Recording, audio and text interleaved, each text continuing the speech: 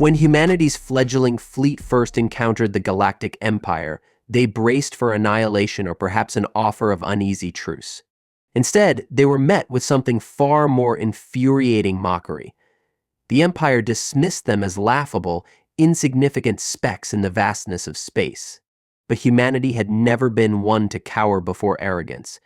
Faced with the greatest force the galaxy had ever known, they responded not with surrender or retreat, but with a bold defiance that would shake the stars themselves. In the far reaches of the galaxy, where stars glimmered like distant beacons against the infinite void, humanity had carved out its place among the stars. The journey had been arduous, filled with trials that tested their mettle. From the earliest steps into their solar system to the colonization of distant planets, humanity had grown resilient, resourceful, and ambitious. They had established trade networks, discovered alien species, and learned to navigate the unyielding expanse of space. Yet, for all their advancements, they were still considered small, a flicker of light amidst the vastness of the universe. Humanity's focus had long been survival and exploration. The galaxy teeming with life seemed impossibly large, and even the most advanced human ships could only reach so far. Their technology, though impressive to themselves, paled in comparison to the rumored empires and civilizations that had thrived for millennia. There were whispers of ancient powers, entities that governed entire sectors of the galaxy, and beings that saw the universe as their playground. But these stories were just that, stories. To the average human, they were distant myths, tales passed down by traders or explorers who claimed to have glimpsed impossible wonders and unimaginable horrors. Everything changed when the first signals were detected. Deep space observation stations, orbiting remote colonies, picked up faint but unmistakable patterns of activity. At first, the reports seemed routine, a cluster of objects moving at sublight speeds. But as the signals grew clearer, so did the realization that this was no ordinary fleet. The objects were vast, their trajectories precise, and their energy signatures like nothing humanity had ever encountered. The galaxy, it seemed, was about to make itself known to humanity in the most dramatic way possible. Panic spread quickly. Governments scrambled to decipher the data, dispatching probes and reconnaissance vessels to gather more information. The incoming fleet, massive and unrelenting, appeared to be heading directly toward human-occupied space. The sheer scale of the approaching armada dwarfed anything in humanity's possession. Some believed it was a scouting mission, a prelude to contact. Others feared it was the opening act of a full-scale invasion. Across human colonies and outposts, preparations began. Emergency protocols were activated, defenses bolstered, and ships readied for evacuation or battle. Yet despite the urgency, there was an underlying sense of helplessness. Humanity had always fought against overwhelming odds, but this time the odds seemed insurmountable. As the fleet drew closer, more details emerged. The ships were sleek and angular, their surfaces shimmering with a strange, iridescent glow. Their formation was precise, almost mathematical, as though every movement had been calculated long before it occurred. The sheer technological superiority of the approaching force was evident, and with it came a chilling realization: this was no random encounter. Humanity had been noticed, and not by a friend. And so, as the seconds ticked down, humanity stood on the precipice of the unknown. The galaxy, vast and uncaring, had turned its gaze upon them. What it saw, and what it intended, remained a mystery. For the first time in centuries, humanity's destiny was no longer in its own hands. The fleet's arrival was nothing short of a spectacle. Humanity's small defensive force had been hastily assembled. A collection of patrol vessels, freighters retrofitted with weapons, and a handful of warships designed more for deterring pirates than facing a galactic superpower. As the alien ships emerged from the void, it became clear just how unprepared humanity was. The lead ship of the Empire's fleet was enormous, a leviathan of metal and energy that seemed to consume the space around it. Its surface pulsed with light patterns that appeared both deliberate and incomprehensible, as though it communicated on wavelengths far beyond human perception. Behind it followed countless smaller vessels, each one the size of a city, their movements synchronized with an eerie precision. Human ships held their positions, their captains acutely aware of their inferiority. They had received no instructions from Earth, no directives from the central colonies. The situation was unprecedented, and the galaxy had not given humanity the luxury of time to prepare. Across the fleet, crews monitored their systems, weapons charged, and shields activated, but there was an unspoken understanding that these measures were woefully insufficient. As the two fleets drifted closer, the void between them felt suffocating. The human ships maintained radio silence, unsure of how to proceed. Should they fire the first shot, attempt communication, or simply wait? Each option seemed as futile as the last. The alien fleet had already demonstrated its superiority by its sheer presence. To strike first would be suicide, but to do nothing felt like surrender. Then, as the tension reached its breaking point, the Empire made its move. A signal, transmitted on frequencies far beyond the range of human technology, rippled through the comm systems. At first, it was incomprehensible, a series of sharp tones and fluctuating pitches that resonated in strange, unsettling ways. Then, as if responding to some unseen command, the human fleet's systems began to decode it. What emerged was not what anyone had expected. There were no demands, no declarations of intent or displays of power. Instead, the message began with a sound, a laugh. It was deep, resonant, and utterly mocking, a sound that seemed to echo directly into the minds of every listener. Following the laugh came a voice, smooth and cold, its tone dripping with condescension. "We see you," the voice said. "We see your ships, your weapons, your desperate attempts to stand against us. It is amusing." Such tiny sparks in the vastness of the void, clinging to the illusion of significance. "We are the Galactic Empire, and you are but a fleeting shadow in our domain.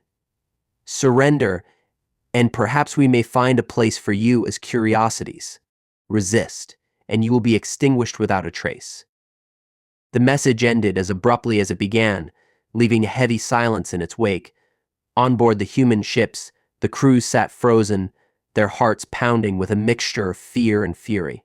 They had prepared for battle, for annihilation, for negotiations, anything but this. The Empire's response was not a threat, but a dismissal, a scornful rejection of humanity's very existence. It was in that moment, as the alien fleet loomed ever closer, that humanity realized this was not just an encounter with a superior force.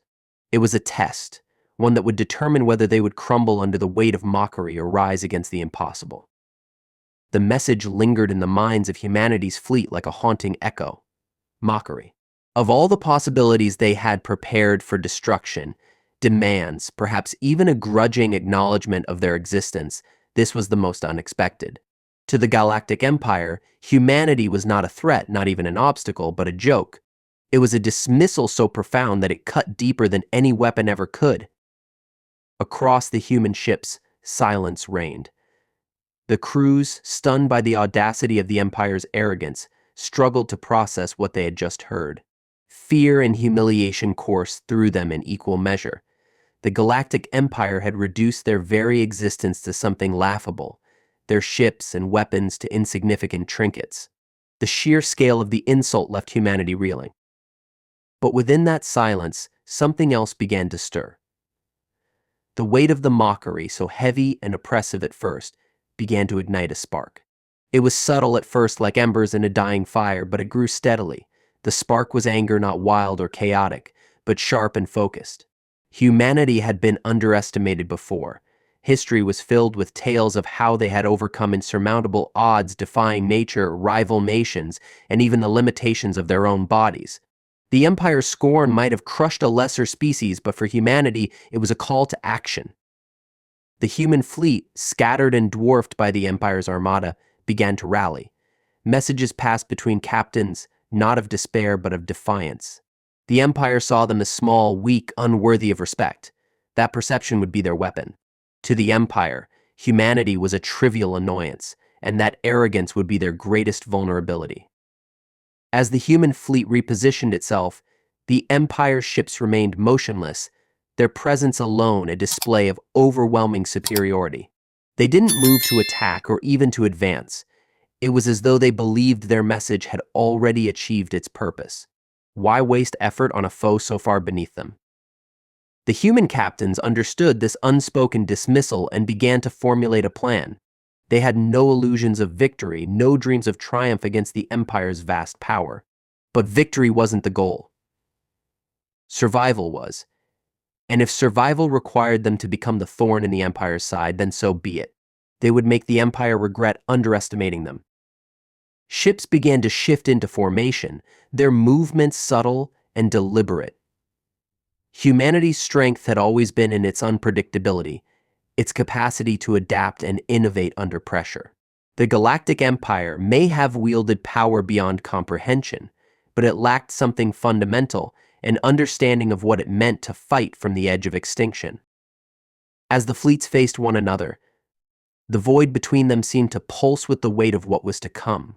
Humanity wasn't just preparing to fight, they were preparing to defy an idea and narrative that they were small, meaningless, and inconsequential. The Empire had declared their worthlessness with laughter, but humanity's response would be forged in fire and resolve. They weren't finished, they had just begun. The human fleet floated in the shadow of the colossal Empire ships, their forms like mountains suspended in the void. By comparison, the human vessels seemed pitifully small, their rough edges and functional designs contrasting sharply with the Empire's sleek, polished armada. Yet size and aesthetics meant nothing to the human crews. What mattered was their resolve, hardened by generations of struggle. The message of mockery that had been sent to humanity was not taken lightly. To the Galactic Empire, it might have been a trivial act, an afterthought to instill fear or compliance. But to humanity, it was an insult so profound that it triggered a shift in their thinking. If the Empire expected them to cower, to beg for mercy, or scatter like leaves in the wind, it would soon learn how wrong it was. In the command centers of the human fleet, plans began to take shape. They didn't have the luxury of superior firepower or advanced technology. Instead, they relied on ingenuity and strategy, hallmarks of their survival through countless adversities. Each ship was assigned a role, every maneuver carefully considered. The captains understood that brute force was not an option. They would have to outthink the enemy, exploit gaps in their understanding, and use their own underestimation as a weapon. The Empire's ships remained still, almost arrogantly so, as though their commanders found no need to react to the human fleet's movements. To the human crews, it was clear that the Empire believed the battle was already won, that arrogance would be their opening. One by one, the human ships began to drift into what appeared to be a chaotic, disorganized formation. On the surface, it looked like a fleet in disarray, scrambling in desperation to protect itself. But beneath the surface, it was anything but random.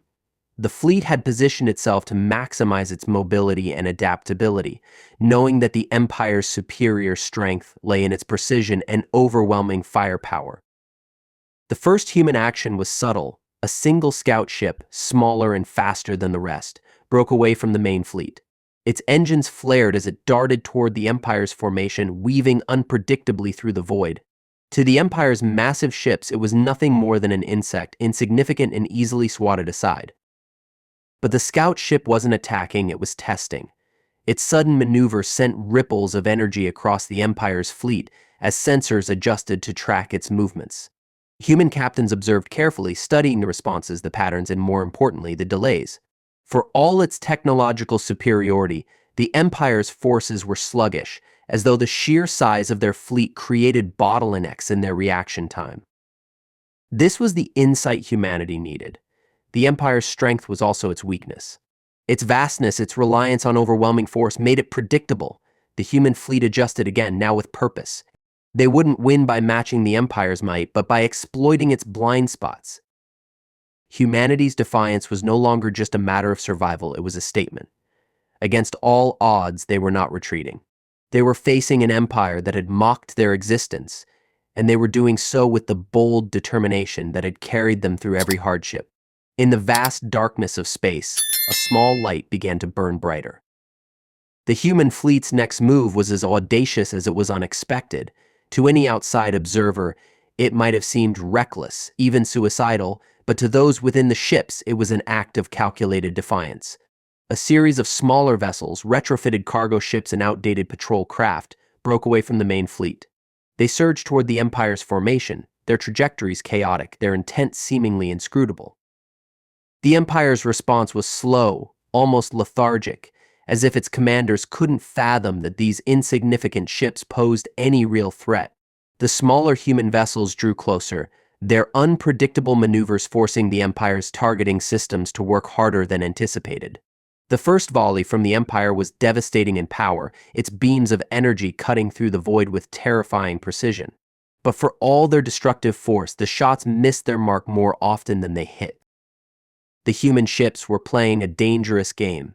Each one carried decoys, sophisticated signal emitters that mimicked ship signatures, creating a swarm of false targets.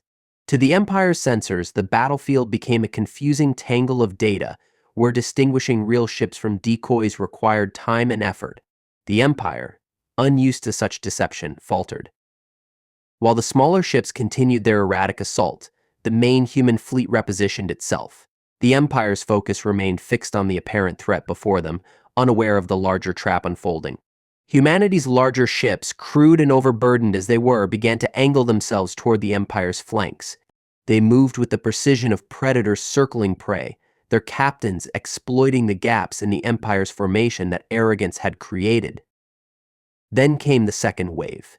Human vessels fired concentrated bursts of electromagnetic pulses, aimed not at the Empire's ships themselves but at their sensor arrays.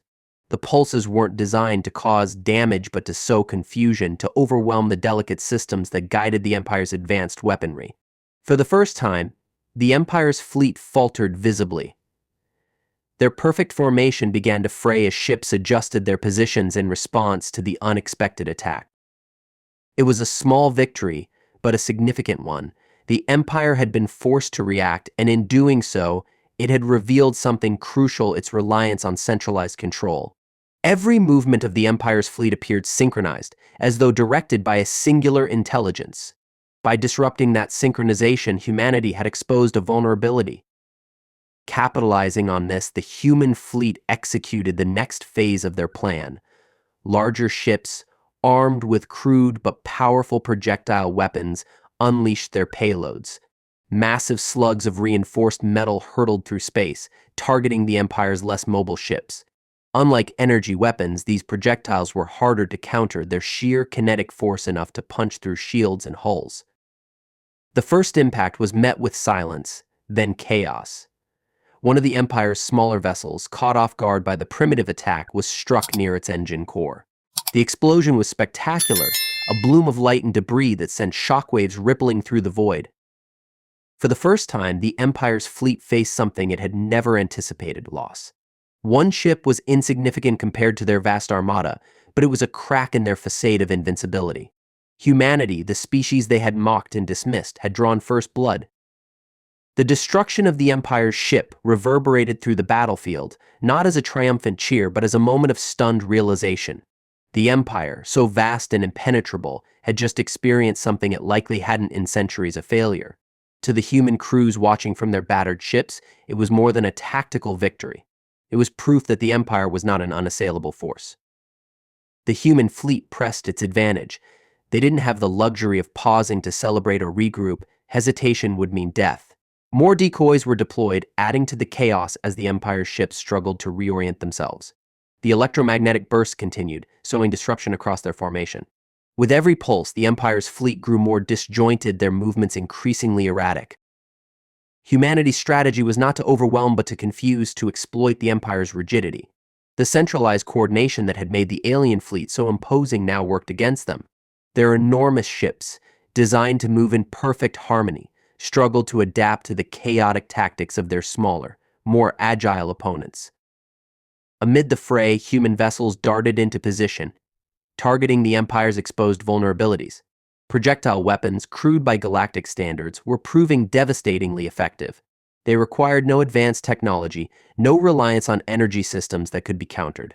Instead, they relied on the immutable laws of physics, mass and velocity, unleashed with devastating precision. Another Empire ship succumbed to the relentless assault. Its shields, overwhelmed by a barrage of kinetic projectiles, collapsed just long enough for a well-placed slug to tear through its core. The resulting explosion lit up the void, a second fireball against the dark canvas of space. For all their size and power, The Empire's ships had not been designed to face opponents who fought like this. But humanity's victories came at a cost.